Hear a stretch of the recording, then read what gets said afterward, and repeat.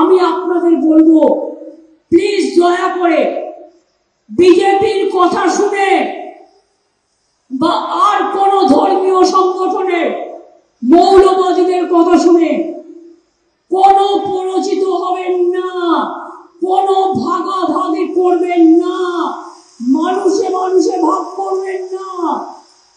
আপনারা যদি মানুষে মানুষে ভাগ করেন, তার থেকে আমাকে আমার গলাটা আমার হৃদয় থেকে বাদ দিয়ে দিন, আমি সবচেয়ে খুশি হব। আমি আমার চোখের সামনে কোনো দাঙ্গা দেখতে চাই না। আমি দাঙ্গার বিরুদ্ধে। আপনারা যদি কেউ দাঙ্গা করেন, আপনারা মানুষ দাঙ্গা করে না, দাঙ্গাকারীদের বাইরে থেকে পরিকল্পনা করে নিয়ে আসা হয়, আর তখন আপনারা প্ররোচনায় পা দিয়ে দেন কেউ কেউ। প্লিজ দয়া করে দেবেন না।